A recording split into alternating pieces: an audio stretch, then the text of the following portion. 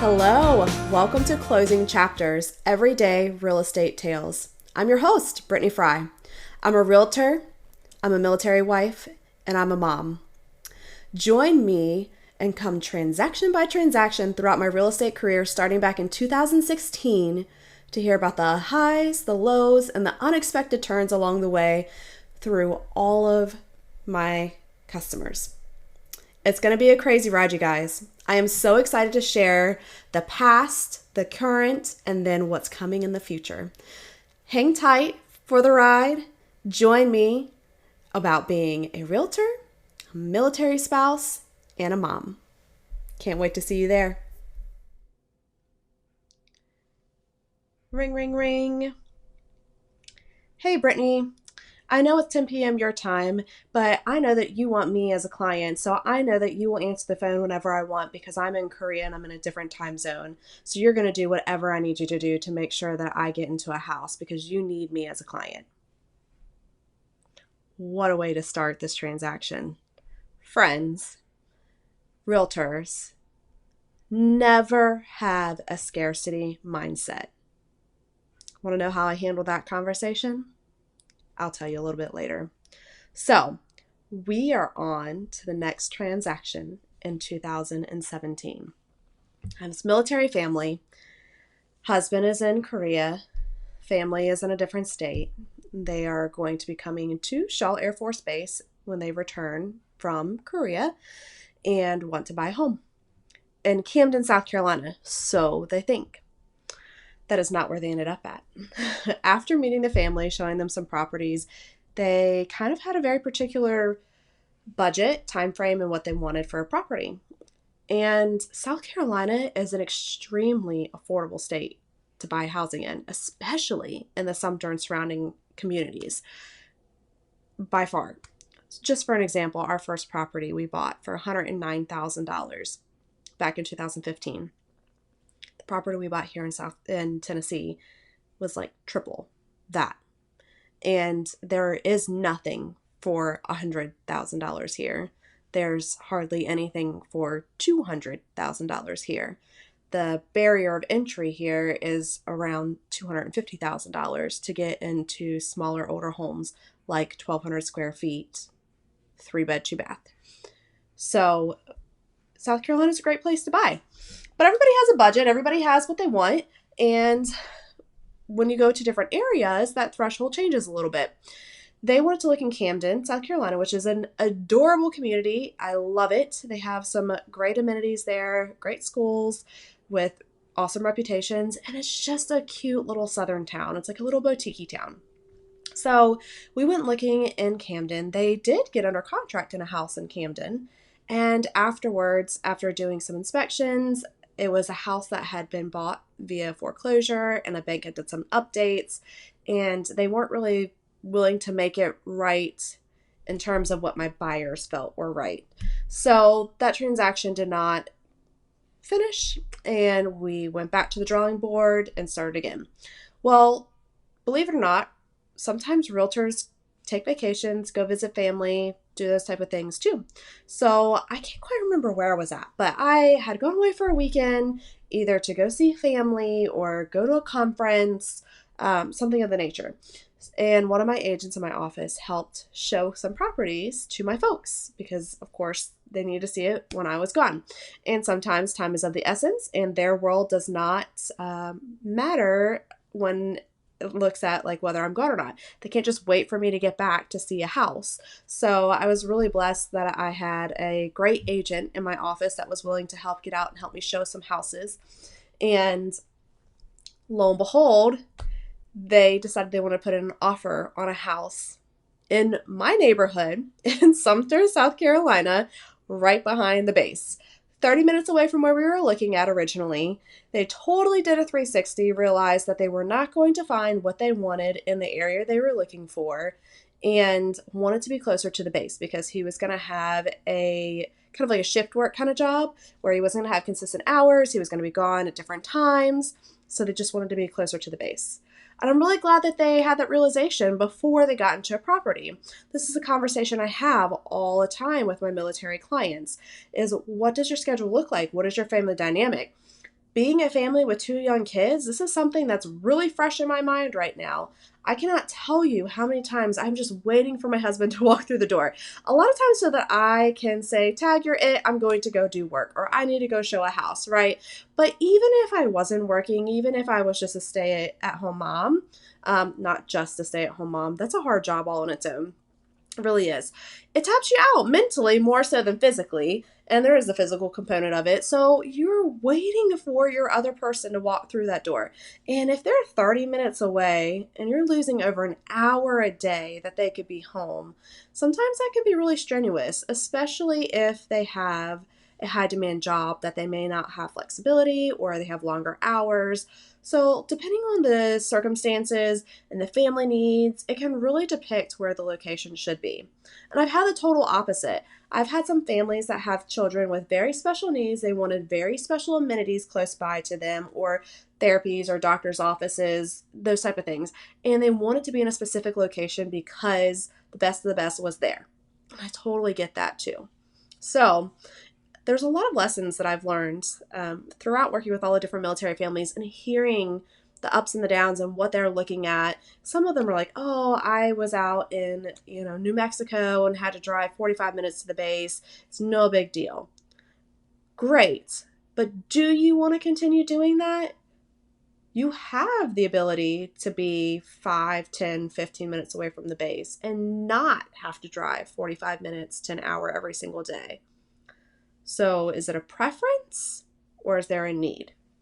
And a lot of times my folks actually end up finding out this is not the only family that changed their location, came in saying, I want to be in this location, because they get online, they do a lot of research, as they should. They ask other spouses, other people that have been there, what they like, where they want to be. And a lot of times they base their opinion off of that. Now, when you get boots on the ground, a lot of that can change. And that is honestly the favorite part of my job. I love putting the puzzle pieces together and being a guiding light. I cannot tell you the amount of times that I've had the opportunity just to say, hey, could I just show you this house? I really think it has some potential. I know it's not exactly where you want it to be, or I know there's a little bit different criteria, but it really does hit a lot of the marks. Let's just go see it. And if they comply, a lot of times I get to pick the house, which is fantastic. And then there's a lot of times where the buyers just find their own house and we go and see it and it's the one, and that's great. My job is not solely just to find the house. A lot of times you will come to me with some houses in mind, and it's my job to get us in the door. It's my job to help facilitate the offer and then to pass it along to the proper people after we're under contract and facilitate the transaction from there. So there's a lot of other things. A lot of times people think when you're handling a buyer that we're just there to find the house for them, that we're supposed to be hunting and searching high and low and giving them all these properties. And that's not necessarily the case. You have a job too as a buyer. It's your job to be just as engaged and answering in a timely fashion and willing to see properties, willing to take properties off the list if they don't match the criteria, all of the above. So anyhow, it was really interesting that this fella ended up in my neighborhood, especially given that first conversation we had. So let's go back to that for a second. Hey, Brittany, I know it's 10:30 at night, but I know you're going to talk to me because you want me as a client and you need me and blah, blah, blah, blah, blah, blah, blah. All right, all right. This, my friends, is what I call little man syndrome. And I don't do well with that. I am a big personality. I'm a type A personality, and I like to be in control of things, which is my own crutch, and I will fully admit that. So my initial reaction is to get very defensive when somebody says something to me like this, and I didn't. Thankfully, I sat back and thought for a second, but I did tell them honestly how I work.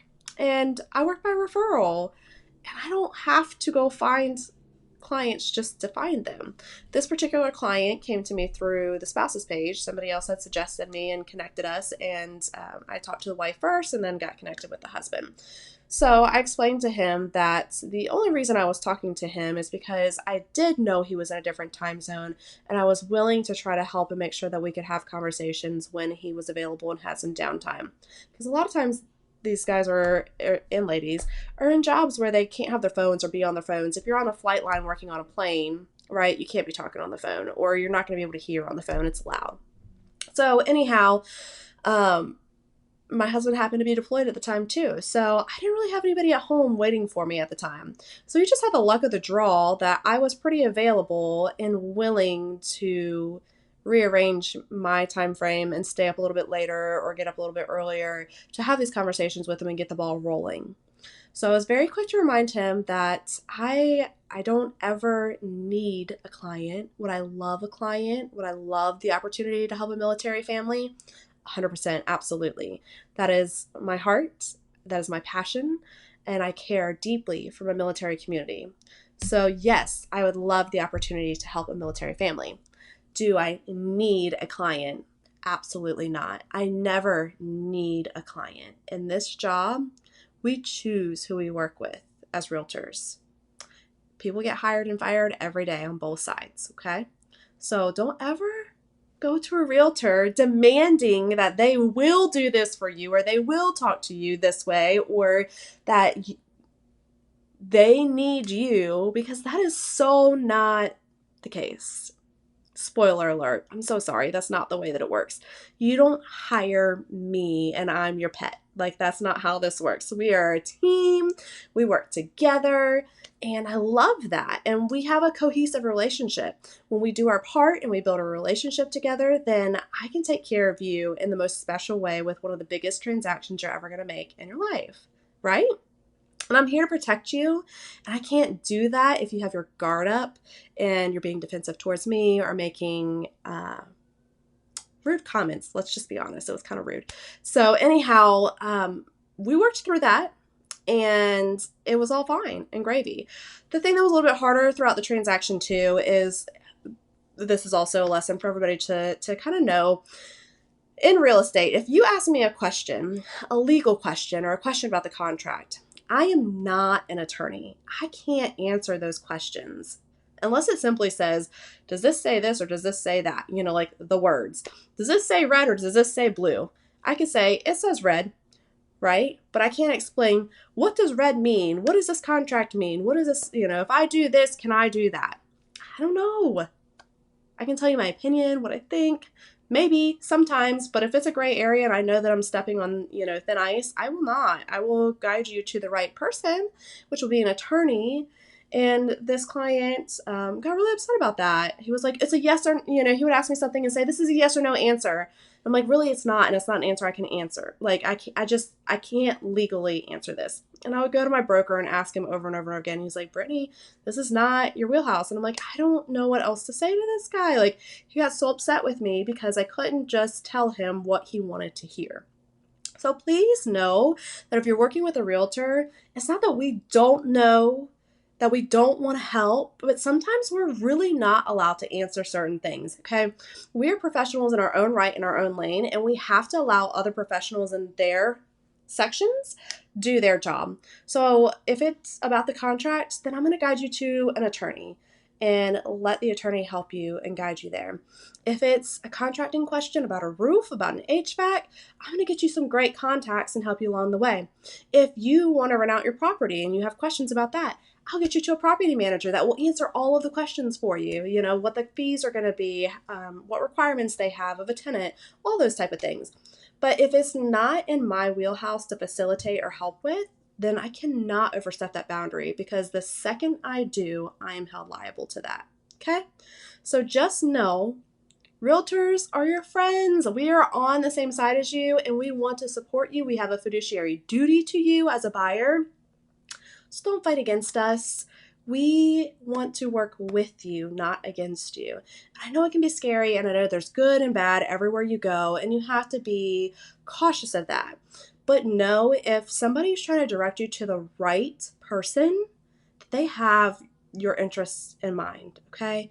A bad realtor is going to tell you whatever you want to hear or slough it under the table. They're not going to be honest with you and say, hey, this is a question I cannot answer, but I can get you to the right person. Or here are several contacts.